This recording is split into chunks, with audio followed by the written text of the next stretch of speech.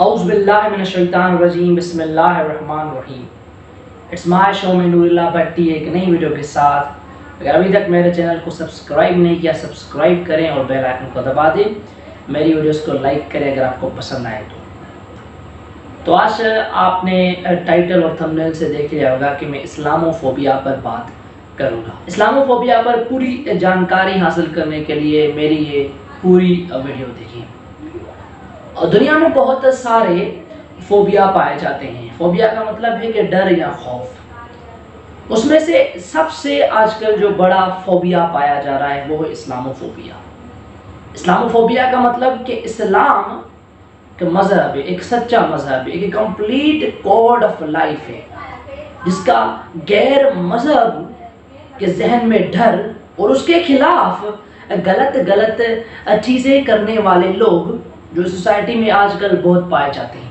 ڈر ہی اسلام کا جو ان کو ان چیزیں کرنے پر مجبور کر رہا ہے۔ تو یہ ہے اسلاموفوبیا کی ڈیفینیشن، جو آج کل سوشل میڈیا پہ اور جو دوسری گستاخیاں ہو رہی ہیں اسلام کے خلاف، وہ اسلاموفوبیا کا پورا ثبوت ہے، جو دن رات بڑھتا جا رہا ہے۔ جو آج کل غیر مذہب مطلب کافر، کرسچن اور یہودی اسلام کے خلاف چیزیں کر رہے ہیں، وہ غلطیں، سراسر غلطیں سے ہمیشہ مسلمانوں کی دل آزاری ہوتی ہے۔ اللہ نے ہمیں یہ دین دیا جس کو سمجھنے کے لیے ہمیں قرآن مجید دیا۔ اس قرآن مجید کے تحت ہم اپنے دین اور ایمان کی حفاظت کرتے ہیں۔ اس قرآن مجید کے تحت ہم اپنی زندگی گزارتے ہیں۔ اس کے بعد ہمارے نبی کریم حضرت محمد مصطفیٰ صلی اللہ علیہ وآلہ وسلم خاتم النبیین، جنہوں نے ہمیں زندگی سکھانے کا صحیح طریقہ دیا۔ انہوں نے کہا ہے کہ آپ سب کو چھوڑ دو اپنے مذہب پر، کہ وہ کیا کر رہے ہیں وہ ان کا مذہب ہے، وہ صرف اس کے اور اللہ کے درمیان ہے۔ آپ کسی کے بھی مذہب پر کچھ نہ بولو، آپ صرف اپنے مذہب کی حفاظت کرو۔ یہ کہا ہے کہ اس دنیا میں ہر ایک کو جینے کا حق دو، ہر ایک کو اپنے حق دو تاکہ وہ زندگی گزار سکے، پھر وہ مائنورٹی ہو یا میجورٹی ہو، اور مسلمان ہو یا غیر مسلم ہو۔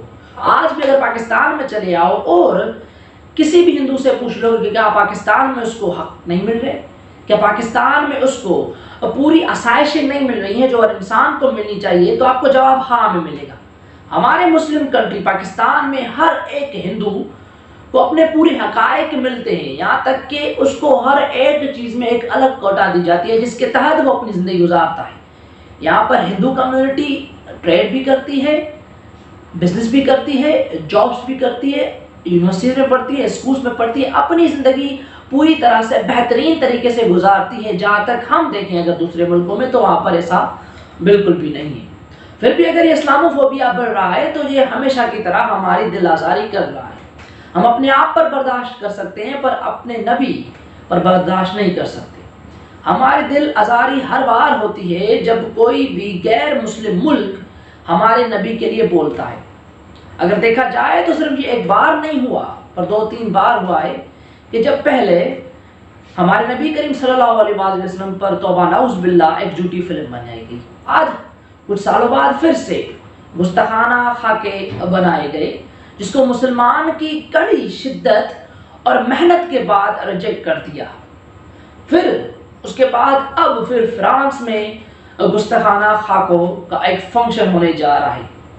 یہ وہ چیزیں ہیں جو مسلمانوں کی دل آزاری کرتی ہیں، ساتھ ساتھ یہ انسانیت کے خلاف ہے اور پوری طرح سے ناجائز ہی ہے۔ اس بار بھی اگر یہ گندی حرکت ہوئی تو مسلمان پوری طرح سے سڑکوں پہ نکلیں گے اور اس چیز کو روکنے کی کوشش کریں گے۔ ہمارے پرائم منسٹر عمران خان صاحب نے بھی UN میں تقریر کی تھی تو انہوں نے کہا تھا کہ اسلاموفوبیا کی وجہ سے جو لوگ گندی حرکتیں کر رہے ہیں اور جو گندے کام کر رہے ہیں مسلمانوں کے خلاف وہ بند کر دیں، کیونکہ انہوں نے یہی کہا تھا کہ جب ہمارے نبی کریم صلی اللہ علیہ وآلہ وسلم خاتم النبیین پر جب بات آتی ہے تو ہماری دل آزاری ہوتی ہے۔ جب ہم اپنے ملک میں ہر ایک مائنورٹی کو پورے حق دے رہے ہیں، جب ہم کسی بھی مذہب پر کچھ نہیں بول رہے تو ہمارے مذہب کے لیے کیوں بولا جا رہا ہے؟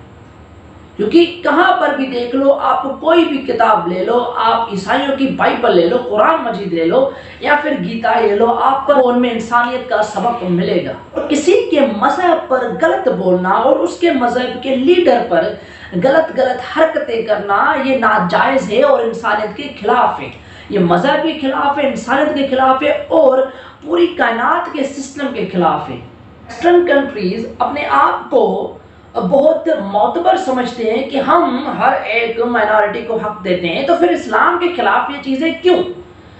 آخر کیوں وہ اس چیز میں اتنا پیچھے ہو گئے ہیں کہ کیوں اس مدعے پر بات نہیں کر رہے کہ جب اسلام کے خلاف ناجائز حرکتیں ہو رہی ہیں تو اس وقت ان کو مائنارٹی کیوں یاد نہیں آ رہی؟ ابھی میں نے ریسنٹلی ایک ویڈیو دیکھی کہ 3 لڑکے تھے جو ویسٹرن کنٹری سے تعلق رکھتے تھے، انہیں توبہ نعوذ باللہ قرآن مجید کے ایک ورق کو پھاڑ کے کھا لیا۔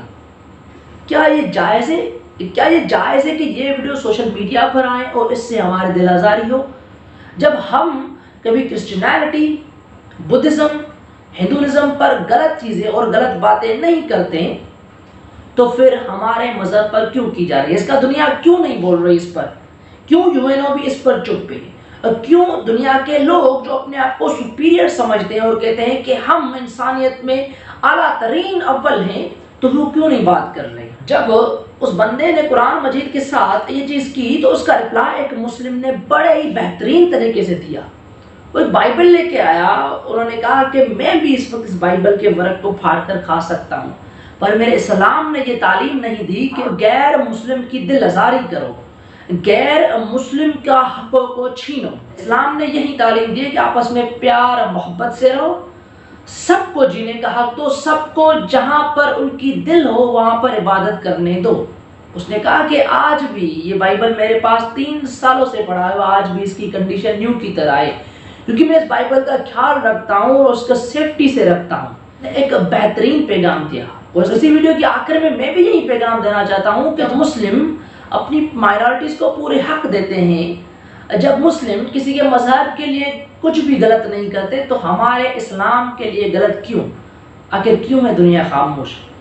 کیوں نہ ایسا ہو جائے کہ ہم سب محبت سے رہیں اور ان دنگے فسادوں کو بھول کر ایک ملک میں صحیح طرح سے رہیں۔ اس کے لیے کچھ کر نہیں سکتے تو کم سے کم ہمارے مسلم لیڈر کے لیے تو ایسے نہ کریں، کم سے کم اسلام کے لیے تو ایسے نہ کریں۔